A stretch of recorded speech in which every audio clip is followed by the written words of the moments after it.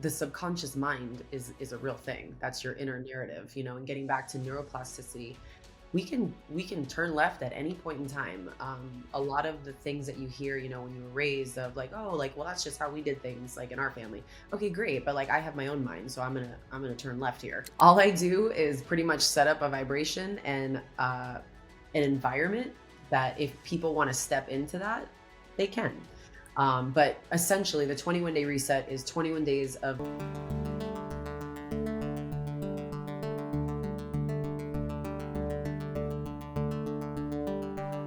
Welcome to the Beyond Tomorrow podcast. My guest today is Jamie Maitland, the founder of The Office Health, and the 21-Day Reset. Jamie wears many different hats in the health space. She's a nutritionist, a gut health specialist, a cognitive behavioral health coach, and also an elite fitness trainer. In this episode, expect Jamie to share with us how she's achieved a 99% success rate in her reset program, and in doing so has changed the mindsets of many of her clients, why she gets her clients to fast, and also her opinion on different supplement brands and also GLP-1s as well. The reason I started this podcast was to give you a trusted place to hear about the latest innovations, ideas, and concepts that are helping you live a healthier and more prosperous tomorrow. Every Tuesday at 8 a.m. in the UK, 3 a.m. EST, we're going to be dropping a new episode. So if you want to be the first to be notified of episodes with Christian Angermeyer, Aaron D'Souza, the founder of Enhanced Games, Nidhi Pandya, and Peter Diamandis, please feel free to hit the subscribe button. Now, I hope you enjoy the episode. Let's dive in. Jamie, thanks so much for your time. I would, just to kick things off, can you give me 3 reasons why someone should listen to an episode with you? Well, if you're interested in learning something, I think that would be a good reason to listen to this episode. You just might learn a new perspective on health and wellness. I feel like a lot of people think it's just fitness and food, and in my opinion, it's so much more than that. You're going to learn a thing or two about gut health, which is also a personal thing, but at the same time, it's, I think, something that's a little overlooked and also a little bit of a buzzword these days. And you're going to learn, in my opinion, about plant anti-nutrients. So if you're needing a reason to listen to the podcast and those topics interest you, that would be a reason. Super interesting. You've had quite an interesting journey, right? I know The Office was a concept that kind of was born out of your parents' office space in Fort Lauderdale, right? And you've pretty much worn like every single hat that someone can wear in the health and fitness space. So, was there a moment, like a defining moment in your childhood where you were like, I'm going to devote my life to health and fitness? I wish I could say to you that, oh my God, at 7 years old, I wanted to be a fitness instructor. Never once did it cross my mind to ever embark into the fitness industry. But with that being said, I was always like a tomboy. I fished a lot as a kid. I always played sports. I always was like on the all boys team. And I mean, again, I had the fitness side to it, but the health and wellness, like, never crossed my mind. It really was as I started getting older. When I was about like 23 years old, I opened Fort Lauderdale's first spin studio. And that's like from a business perspective when I started to get into fitness. Now, mind you, I had never taught spin in my life. But as I told you, like, prior to getting into fitness and health and wellness, I was a bartender at a high-end restaurant, and I was just always good with people. So people is really more what I kind of fell in love with. And I guess learning like what made them tick, what, like, how they connected, things like that, I think subconsciously. And then when I opened the spin studio, I was like, you know what, let me just try teaching. Maybe I'll be good at it. So I ended up being a very good instructor. People just, they took to me, you know what I mean? They heard what I was saying, and I don't have a filter. I was like that crazy instructor, like, get your fucking leg up. I just how I am. And I don't know, they took to it. And then honestly, that just kind of snowballed into health and wellness. I ended up selling that spin studio, opened the new concept, which is The Office. And that again snowballed into going into health and wellness and more like the food and nutrition side of things. But to answer your question, there really wasn't a defining moment that catapulted me into the space. It just kind of unfolded, and I just went down that path. You've got a quote: if you truly Yes. want to change your life, you must first be willing to change your mind. Mm-hmm. How do you change your mind? And I'm going to ask that to you. How have you changed your mind? Man, that's a good question. How I've changed my mind is really stopping, and I know this might sound a little cliche, stopping and just like, let's really look at the situation and like what's happening here. Going to the source of things has been a helpful tool for me, whether that's food, the workout, anything like that. I guess just more or less like bringing awareness to it. So like stop, think, and assess the situation and like bring awareness to it in your own way. Everybody has a brain and everybody's minds and brains think very differently. And I'm a true believer that if you want change, you have to be willing to change the way you think. Your paradigm, your personal paradigm is a real thing. And you can't just pick what somebody else is doing and put it on yourself. You can take little pieces of it, but at the end of the day, in my opinion, if you want it to last, you have to make it your own. It's got to be custom. I've had a bit of a journey with that. It's weird when you're growing up, you think this is just my brain and I can't change it, right? And you get a bit older and you're stuck in the education system, and then all of a sudden when you start making those changes and you realize like the neuroplasticity that goes on throughout your 30s, 40s, 50s, we used to have this kind of thought that it just stops when you're like 21 or 23, but you can make those changes. What would you recommend? Like, what are the first few things that you would recommend someone that you're coaching around like changing their mindset on a day-to-day basis? On a day-to-day basis, first of all, it's again really just like assessing, doing like a personal inventory. Like, tell me where you're at in your life. Like with my reset, which we'll get into, that's really like a step one. I asked them like, where are you at in your life? Define what you want. Like, what do you want? Some people don't want weight loss. They like have a whole other bag of issues. So really defining what you want, write it down, right? When you go on a trip or a cruise or a plane, like you get a piece of paper with an itinerary. There's a time, there's a place to be.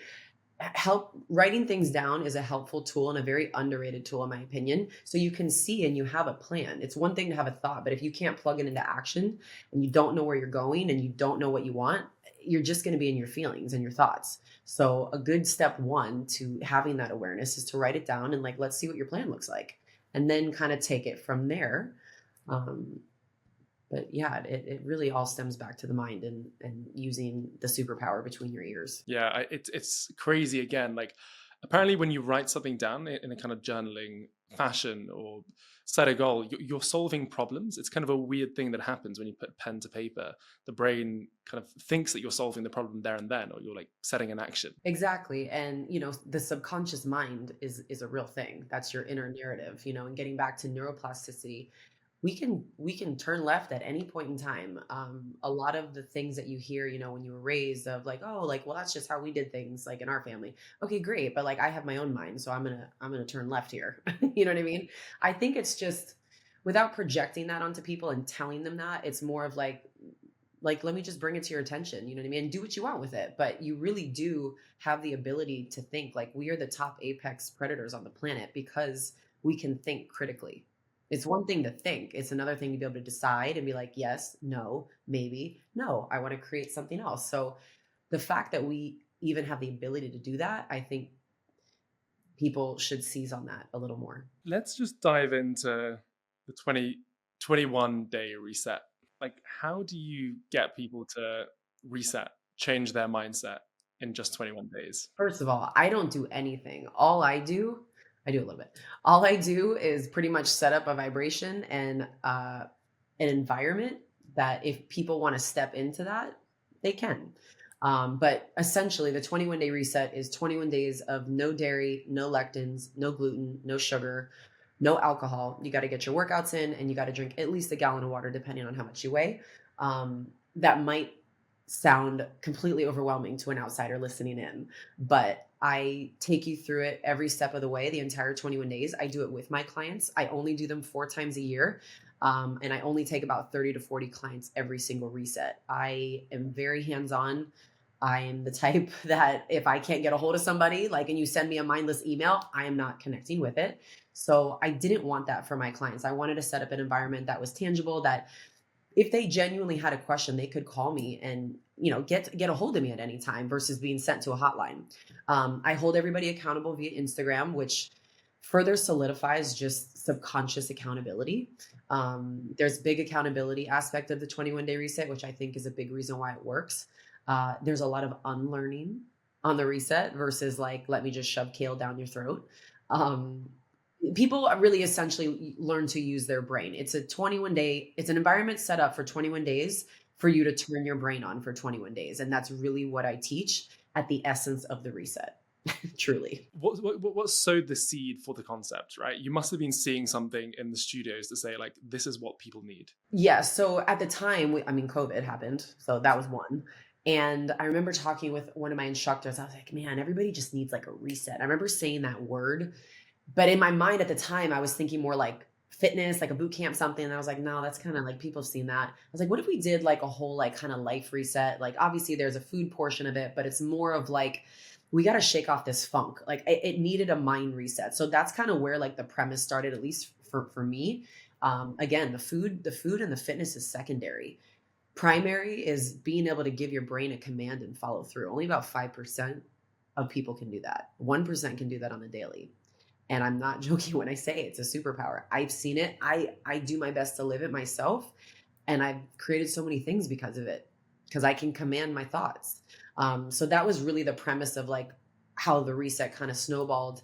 And I've been hosting them since 2020. Can you go back into that point? So 1% of people can actually explain it to me. So what's the difference between the 1%, the 5%, and the 95%? The 5% can give their brain a command and follow through sometimes. The 1% deliberately do it. They relentlessly take their own, not only health, but mental health into their hands. They don't let society command how their brain thinks. They don't let the subliminal messaging or marketing or anything on the outside influence their thoughts. They witness it, but they have control of where this is going. Is that something that's taught? Like, can the 95% become the 5%? I know they can. That's what I'm doing my best to teach right now as a multidimensional health coach. I think it's a perspective that doesn't get a lot of attention, at least from a health coach standpoint. Usually when I tell people I'm a certified holistic nutritionist, the first thing they ask me, like, oh my God, like, what do you eat? Tell me what I should eat. And then the first thing I say is, well, what are your goals? Like, what do you want? You know what I mean? But no, I don't think a lot of people are teaching this, at least right now. My biggest mentors, Bob Proctor, Jim Rohn, Napoleon Hill. And in a weird way, because I listen to them a lot, I kind of feel like I'm subconsciously like recycling their teachings and like morphing it into health and wellness, and then also peppered with my brain. But again, to answer your question, I don't think a lot of people are bringing attention to it, at least in the way that I am in 2025. You mentioned before, one of the first things you do is ask people what they want. On average, what do people want? For sure. Believe it or not, if I had to like give you a main answer, I would say the majority of people want to feel better. I get a lot of, I don't feel good. It's not always about, oh my God, I want a six pack. That's really, I'm not like a bikini model coach. Looking good is a positive side effect. Don't get me wrong. When you feel good, or let me rephrase that. When you look good, you feel better, right? And I want that for my clients. But at the same time, I want them to decide and have a plan of like really what they want. And that's always, like I said, the main answer. But a lot of people don't feel good. Gut health really is king. And a lot of times, people will adopt what they think is clean eating. Like one of the things I ask, I'm like, okay, well, what'd you eat today? Or what do you eat on a regular basis? Without fail, if I had $1 for every time, they'll say, well, I eat clean for the most part. Well, I eat pretty healthy. That's always what they say. I eat pretty healthy. And I'm like, well, what does that mean? And not that I know everything, and everybody's very different and we have different gut bacteria, but a lot of what they think is healthy, I might strongly differ. So again, just the reset is really an environment to really take things away and see how you feel. But that's really one of the biggest things. They want to feel better. So 99% success rate. What's the magic behind it, right? Honestly, my bluntness. I don't sugarcoat anything. I talk to people how I think need to be talked to. Some people you need to handle a little differently, but I think that's where like my bartender comes out, because everybody's got a different brain. Some people I have to talk really nice with. Some people I'm like, stop eating cookies in the closet. You know what I mean? And sometimes they need to hear that.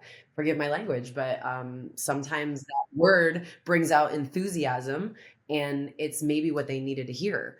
Um, that there really isn't like a one sentence sweet sauce. I mean, I really am just their mirror, and I'm again setting up a comfortable environment to where they let their guard down. I don't know if it's my gift, but people tend to feel usually calm around me and open around me. When your nerves are calm around somebody, that's a real thing. And not everybody takes to me, but for the most part, they do. And on top of that, you just gave me X amount of dollars to buy something. So what are we doing here? So it's another thing that I will bring to their attention, the realness of like what you just did. Like you just gave me money to do a reset. What are we doing here? You know what I mean? Otherwise, like they came to me. I didn't find them. So I really just keep it real. To answer your question, I think authenticity is really my secret sauce. So Jamie, can you just walk through let's say like day one of the reset and day 21 on the reset? Well, day one's a little bit of a doozy because day one, there's a 24-hour fast. I'm a big believer in fasting. I think it's amazing for your cells, your gut, and all that. But it's not like they wake up in the morning and then, hey, 24-hour fast. A big part of also why I think the reset works is because I tell you the reasons why you're doing things. I don't just mindlessly give you a piece of paper and expect you to mindlessly follow me like a lemming. I want you to use your mind and ask questions and question everything, even me. So day one, they wake up. They have assignments throughout the week. Week one, like for example, one of their assignments is they have to clean out their fridge. We're very visual creatures. So I can almost guarantee you at least 70 or 80% of the people either have stuff in their fridge that they haven't thrown out in 2 years, or they just really need to clean out in general because they have stuff that they shouldn't be eating or isn't allowed on the reset. So that's an assignment number one. They'll clean out their fridge, use a non-toxic cleaner, and then they'll restock with all the beautiful things and make it aesthetically pretty. So it just kind of like shakes up the algorithm of their day to day, right? Because even when they open the fridge, they're like, oh, I forgot I did that. You know what I mean? It's just those little threads of subconsciousness that I start on day one with them. Another thing they have to do is change their ringtone in the background screen of their phone. Also, another just mental switch up of like we're moving different and seeing different things because we want different things. So your environment is a big part of health and wellness, right? Your environment that you see. Can you go a bit deeper into that? So the ringtone and the screen itself. Yes. So whatever your background image is, some people have a screensaver or whatever, change it. And is there like, do you have recommendations of how to change it? Like what to change it to? I mean, I keep it pretty vague and say whatever speaks to you because I want them to start exercising, being resourceful. Like you decide. You don't need to tell you what to put on your screen. I mean, I can suggest something if you really need me to, but what I really do is I want people to think for themselves. That's what I like. It's almost like I rehabilitate people because they're already powerful. They either don't know it yet or they maybe need to be reminded. So the ringtone again is just like the shakeup of moving different because we want different. The refrigerator is just setting a new stage because you're going to be eating certain things and not eating certain things. So let's have that environment be beautiful to reflect the new stage that we're trying to build. Makes sense, right? And then the 24-hour fast. So it depends because some people are nurses and they work midnight, so their hours might be different. But for the average person, the way that the fasting works on day one, you wake up, you have breakfast, whatever that may be. Then they have lunch, and then you start your 24-hour fast. So you had lunch, you had breakfast. You're basically skipping dinner, no big deal. You're sleeping away half of the fast, great. And then some people don't eat breakfast as it is, so they skip breakfast the next day. And then before you know it, it's lunchtime. So the fast is doable. I do not have anybody do anything they don't feel comfortable doing. A lot of people have to consult with their doctors before they do that because they're on medication. So I cover all those angles. But it's just something that if they want to opt for that, it's a hard suggestion. If they don't, they don't. But fasting is a game changer. And that's kind of essentially what day one looks like. Now, day 21, you should be starting to feel like a unicorn at that point. And things really should just be, in a way, second nature, but I don't want anything to ever really be on autopilot because a mind that is on autopilot and doesn't ask questions is a mind that's easily manipulated. So day 21, you should be feeling like a mental ninja. But the third week of the reset, we start with intermittent fasting, which is a form of fasting just done on a different scale. And the whole main point of the me promoting fasting is to really just get the ultimate cellular upgrade, and also to just get in the habit of giving your gut a rest. Like, if you think about it, a worker is only going to work so good. But if you keep overworking them, they're just the quality is just not going to be there. They're tired. So give your worker a rest and he will come back better than ever. So I think I do about an 18/6, so 18 hours of fasting most days, right? That's amazing. I did a 48-hour fast recently. What is that? I've only done one. But I weighed myself and I lost some weight, but a few days later, my body fat was actually much higher. It was like a few percent higher. Would you recommend like certain types of fasting for certain people? So, for example, women and men, is like a different kind of protocol you take? And are certain when you look at like genes and genetics, like would you say that some people are just better off just keeping it to like a 16/8? I mean, here's the thing. I could go down a rabbit hole on both of those, right? Yeah. At the end of the day, and I don't know how this is going to sound to you, our power of belief is a whole nother conversation. So it's like whatever you believe, like I could tell you like guys should fast this amount of hours, women should do that. And with that being said, I do think that there are certain differences in fasting. Like for women, for example, if they're on their cycle, like maybe that's not the best time to fast. So it's just paying attention and stuff like that. But I really think our power of belief at the end of the day, we're capable quite literally of convincing ourselves of anything. So I can't really give you a definitive answer because it depends on who you ask. And I believe that. For sure. I think I just Yeah. want to go into another point. So I've quit a lot of things in my life. I can't believe I used to smoke. I used to drink. My mom smokes all the time to this day still. Yeah. But it's funny because I then started believing maybe I'm part of that 5% or that 1%. And I noticed my phone habits. Like I am literally mindlessly scrolling at night. I wake up, I check my Whoop data and everything for the first 15 minutes. I try hard. I'm going to probably buy a phone gel or whatever those things are. But it makes me realize that there's still quite a way to go on the journey. There will never not be part of the journey, just so you know. There's never like, nope, I'm good. We're good now. Are you saying That there's makes you feel better. no nirvana or like utopia that I get There's to? no like Mr. Miyagi masterclass that you're like, I Okay. have achieved. So like, what would you say is because 21 days finishes, right? You've got a brilliant success rate. What happens on day 36, on day 66, right? Day 300? Like, how does one continue to keep the kind of pattern, that reoccurring kind of like, yeah, I'm going to stick to this? Well, good question. And I honestly, on a personal note, have been contemplating having some type of, I don't like the word program, but some type of something to do something post reset to give them like a better send off. So on day 21, I do send them off with an email that, will give them like, hey, like if you want to add an adult beverage here and there, fine. You know what alcohol does to your face and your body. You can make an adult decision on your own at this point. Maybe instead of having 3 martinis, you have 1 now. You know what I mean? So balance isn't something you find, it's something you create. So that's one thing that I really teach them to send off. But like day 36, day 300 in a perfect world, I would love for them to stick, with certain guidelines of the reset. But to give you an example, on the reset, I say no dairy. It's not that I'm against dairy. It's just, in my experience, the majority of people I deal with are lactose intolerant. And also, with that being said, they're just eating, in my opinion, the wrong dairy, the wrong quality of dairy. Everything comes from somewhere. Everything's a business at the end of the day. These farms, these big corporations, maybe don't give your money to, the generic brands because you're getting generic milk made from a cow that was eating corn, soy, and like in a cage like this. You know what I mean? So it's kind of getting more to the source. So when I say take away dairy, it's really just to, again, give them an experiment of, does it make you feel good? Does it not? And at the end of the day, if you're like, Jamie, it's day 22, I had a piece of cheese, I feel fine.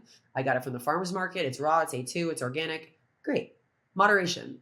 Dairy is meant to grow a baby cow on top of it. So, but again, in a perfect world on day 36 for them, like I would love them to keep up with certain habits, even if it's just fasting, you know what I mean? And, maybe seasonally for them, they really reel it in and do the full 21 days. And this is what they're doing for 21 days to really practice that, those mental commands. Again, I don't like the word discipline to me. It's just being able to give your brain a command. It doesn't need to be so like, it's discipline. You know what I mean? I feel like that kind of has like it's almost like I hear discipline. I'm like, oh, that's going to be hard. you know? So I don't want it to feel hard. You have to change your perspective. I hope you're enjoying the episode so far. As we're such a new podcast, every single subscribe and follow makes a huge difference. So if you haven't hit the button already, please feel free to do so. Now, let's get back to the episode. I'd love to talk a bit more about the food system in the US, but like lectin free, that is one of the kind of aspects of the 21-day reset. Like, what does that even mean? So you've heard of gluten, right? Yeah. Okay. A lot of people, when I ask them, and it's not to be a smart ass, but I'll ask them like, what is gluten? And they're like, I don't know, isn't it like pizza or carbs? So again, it's understanding what I'm asking of you. So thank you for asking. So to give you perspective, gluten, which a lot of people have heard of, is just one type of lectin. So for people that are, oh my God, I don't eat gluten. Okay, but you might be eating lectins. And if you're avoiding gluten as it is, then you probably maybe want to experiment with avoiding lectins and see how you feel. Some people feel fine. Some people have different gut permeability, which is the opening and closing of the lining of your gut. Some people have holes in the lining of their gut. I would not advise eating anything with lectins or gluten. And I would absolutely practice fasting and maybe going on YouTube and learning about it a little deeper. But lectins essentially are the plant's defense mechanisms. Same with gluten. They are in the animal kingdom. Plants don't have teeth to bite you, and they certainly cannot run away, but they have their ways to defend themselves. And it makes sense, at least to me, when you think about it. But nobody's thinking about the plant's feelings because they don't look like a tiger, right? Like a tiger you would know because he's going to bite you. A plant you wouldn't know, but they're chemists. They do chemical warfare. Different. So an example of that would be like kale or like spinach or something like that. Correct. So kale and Okay. spinach. Another plant anti-nutrient is oxalates. Dave Asprey talks about oxalates a lot. They essentially suck your minerals, and they can bind to minerals in your body, which will absorb them, but not your body. The oxalates do. So it basically inhibits your body from absorbing the nutrients in the spinach because there's a plant anti-nutrient on the raw spinach. Now, I don't want to scare anybody. I'm not trying to fearmonger. It's just to bring something to your attention that you're going to need to treat the vegetable or whatever you're eating to either diffuse the anti-nutrients, like for example, spinach, either boil it, saute it to reduce the oxalate content. I don't do any raw spinach. I wouldn't recommend a raw kale salad. I mean, do what you want, but hard suggestion, might not be making you feel good. Same thing with peanuts. Peanuts are legumes. They're very high in lectins. A lot of people love peanut butter. There's a lot of other nut butters that are going to be way more beneficial to the health of your gut. Maybe experiment with just removing it and see how you feel. Is there something you would recommend, like certain biomarkers or tests or like a CGM monitor or something that people can basically use to say, hey, this is actually not very good for me? Or is it a case of just removing, seeing how you feel and going from there? Yeah. On a personal note, I think it takes a special mind to go the route of like all the machines and the data. Me personally, I'm not a data person. I'm very into like more intuition, like kind of hippie, if you will. So my answer would be genuinely to like write down what you ate today. Let's talk about it. Okay, today I had coffee with what creamer in it? We write it down with what else? Okay, for lunch, what did you have? I had chicken with asparagus, some sauerkraut, and whatever. And then you see how you feel. Like ask yourself, like, am I bloated? Do I feel tired? Am I this? Am I that? Have a scoop of peanut butter after it. Then see how you feel. So it's really, I think, experimenting and remembering what you ate. Yeah. Right? A lot of people can't even remember what they ate in a day because they're just mindlessly and they're snackers and they're not eating nutrient dense foods. They're kind of falling in love with the idea of food and, maybe subconsciously snacking out of habit. A lot of people have their rituals that they create in their paradigm.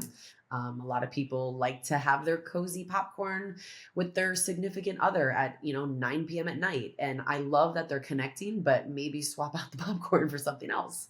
So it's kind of rewriting how you do things regarding food. But to recommend something, always like a gut, I think it's called Viome, like a gut microbiome test is always good too, to see like, what you're able to absorb or not.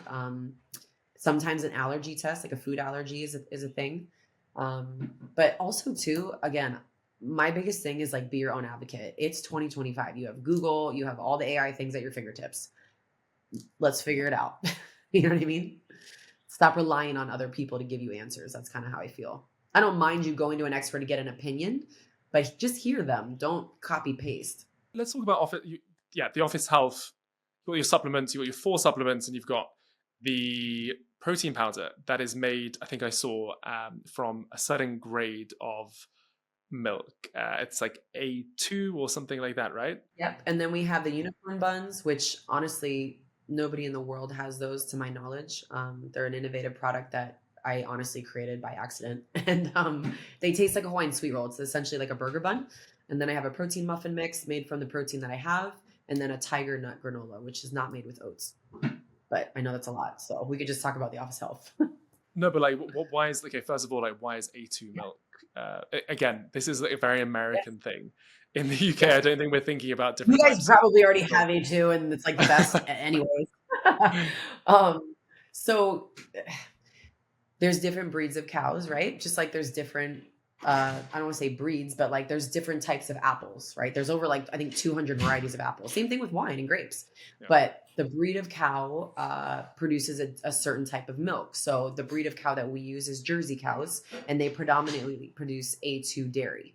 A2 dairy, according to statistics and studies, is more bioavailable for your body to absorb.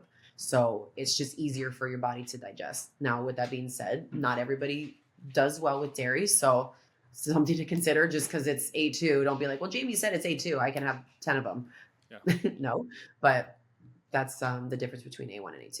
Okay. And then in terms of supplements, like the supplement arena is a bit of a joke right now. So I'm going to, again, use like an anecdote of, let's say, John in San Diego, who's just seen an ad for one must take NMN because it's going to help him live 10 years longer. So he feels this need to, I need to buy this. It's going to help me live longer, without really knowing the repercussion of trying something.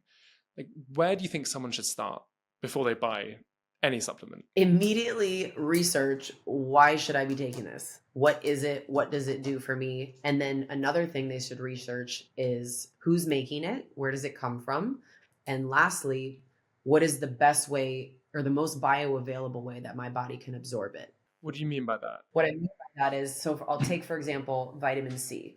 Vitamin C is a water-soluble substance. If you don't have a fatty lipid surrounding the capsule, your body's not going to absorb it. So when you shop for vitamin C, whoever's listening, time released is good, but it should say liposomal on it, which essentially just means that it has a fatty lipid so it can penetrate the lining of your gut.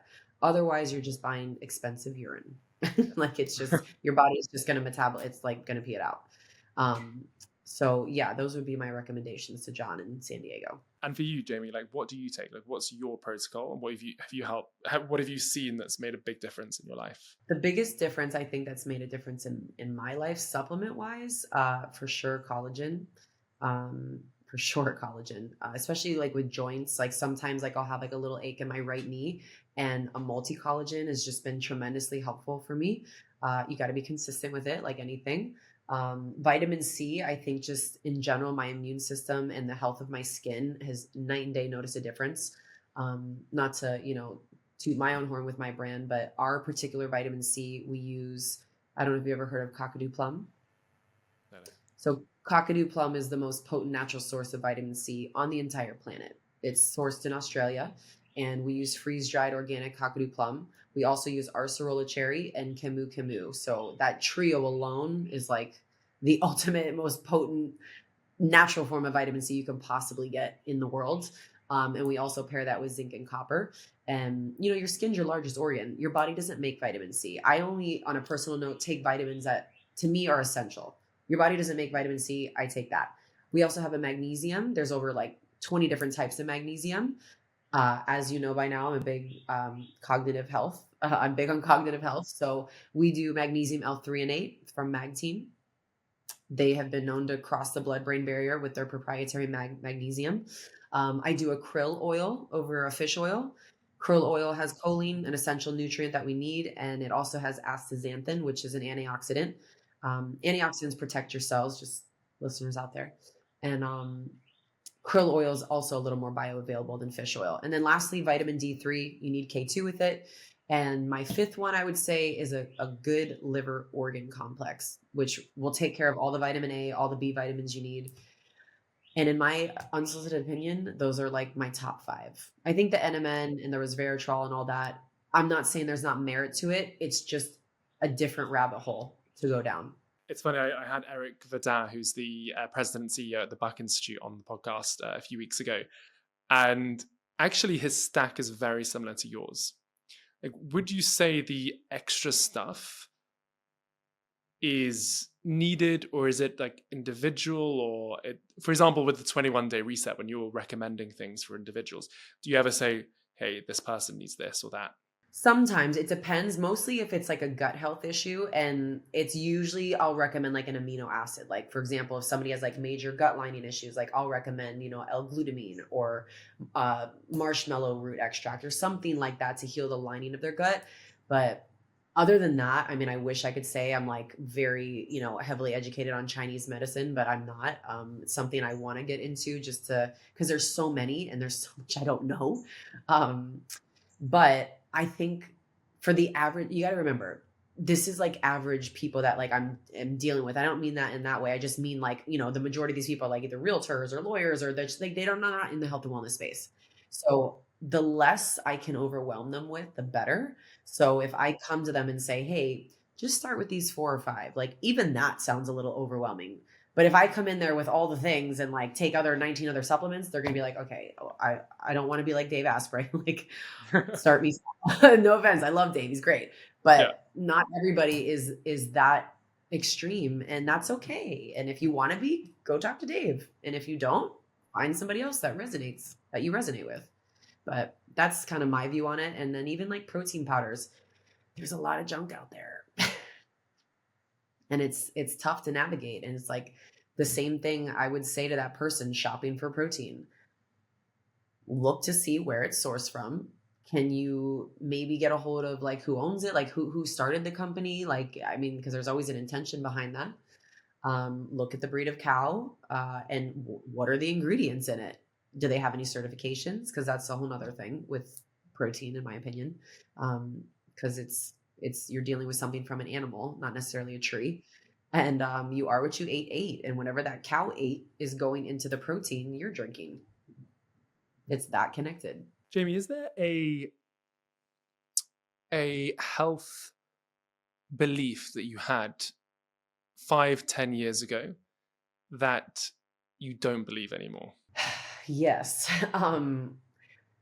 It was honestly the vague, like clean eating. I feel like that was, I don't know if that was like a more or less a trend or not, but like there was like I would say like in 2017, there was like the keto, like the vegetarian, like the vegan. And I was like taking to all of them. I was like, no, keto, butter in the coffee. And then I'm like, wait a minute, like my ass is growing. What is happening here? And I think it was just more like, it was like I was reactively grabbing whatever was out there, and I wasn't thinking for myself, and I wasn't even considering if my body type or even style of life took to what they were putting out.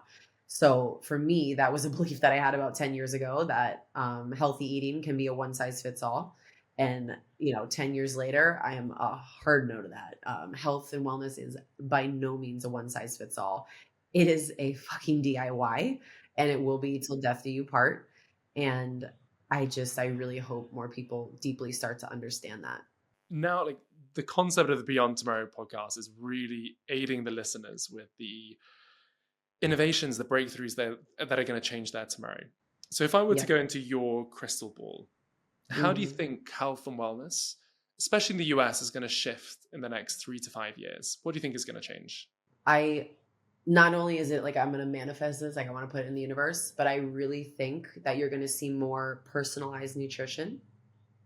And I also think you're going to see a lot more regenerative farming. I think that's going to explode. I think people are going to get excited about working with the land again. Not that they don't already, but I think the big corporations are going to have their hands off of it a little more. I think you're going to start seeing people that maybe do have the funds to pull something like that off are going to create small little boutique things. Look at Erewhon. That's an awesome boutique grocery store, and they have cultivated quite the following, and they have good quality stuff there. It's expensive, but it's good quality, and people are not shy to pay it. So I think you're going to see that. I think people are waking up to all that, and not to sound like in any type of conspiracy theorist way. I think people just genuinely are saying no, thank you to the junk, and if you don't have a consumer to buy the junk, there's no business there. So I think you're going to see a lot more of that. And at least I hope, sorry for the big companies because they're families and people at the end of the day, but life goes on. So yeah, I'm hoping that. And I think I see that. I had a young founder called Max Marchione on the podcast about a month ago, and he is the founder of Superpower, a kind of advanced digital clinic based in SF. And we got on the subject of GLP-1s, right? And he was talking about how GLP-1s have become a harbinger of what's to come. Biotech interventions can have a radical effect on how people are. And he was saying that we're more likely to have a magic pill in the next 5, 10, 15 years that is going to radically change how we look at our health, our diet, than human habits just miraculously changing and us, in 3 years' time being able to say, yeah, I don't want that biscuit. Like, what do you first of all think of GLP-1s as an option for people? And, where do you think biotech and just all the range of possibilities can take us? I think it's an ass backwards way of stating that it's more or less a different form of pharma, if that even makes sense. Like, we have big pharma right now that's producing all these drugs, and by no means is it always a bad thing. Like, thank God for some of these drugs, right? But at the end of the day, you're still putting a Band-Aid over something that is usually a deeper issue. And now, with that being said, there is definitely the type of person that's like, Jamie, I don't have time, I don't have any desire. And that's a whole nother story. If you genuinely like, and I'm not giving them a hall pass, but there are, I've worked with people like that. Like I said, 99% sex rate. Like, there are some people that are like, nope, but they're not ready. They don't want to. They might never want to. Maybe they just haven't found the right coach. I don't know. If GLP-1 is going to springboard them into living and, feeling better, I'm okay with that. If it's going to be a forever Band-Aid that you are choosing to take, who am I to say otherwise? You know what I mean? I can't tell people like, that's terrible, they're idiots for taking the drugs. Like, I mean, I love it? No, I don't love it. But I have some friends that have taken it, and I can tell you from experience, their life has changed for the good. And I also have some friends that have taken it that took it for a little bit and they're off of it, and they do the healthy, and it was just the medium to get them to the better space. If somebody's thinking about doing that, I would recommend to really do your research on it, know what you're taking. Don't just do it because a celebrity took it and they look great. I would definitely consider hiring a coach if you need it to help you maybe wean yourself off of it. I would not look at it as a magic pill. I would be very consciously aware of what you're diving into. And, to get back to, would you say it was biotech? Biotech, Or, yeah, biotech, yeah, biotechnology. biotech. Again, I think that's just a more advanced form of a new pharma, something that is more or less the same, which is a Band-Aid at the end of the day. It's not real, it's synthetic. Not saying it can't work. I just, on a personal note, I'm more drawn to organic, authentic things, but I can only speak for myself. Talking about organic and authentic, if you were going to give one piece of advice for a listener who's looking to radically change some of the habits that have been holding them back, what advice would you give them to change those habits for tomorrow? Be intentional with your thoughts. Be intentional. Like, genuinely take control over your mind. And I know that's easier said than done, but it doesn't need to be complicated.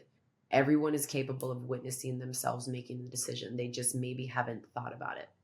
So my advice would be to be more intentional with your thoughts. I mean, if you think about it, your brain dictates everything, your habits, your stress, all of it. It all, this is the source. So the more control and command you have over your own source that's living in you, I think the better off you will be. And I would dare to say that it might excite a desire for you to just keep getting better and better. I've witnessed it. It's what my whole program is based off of.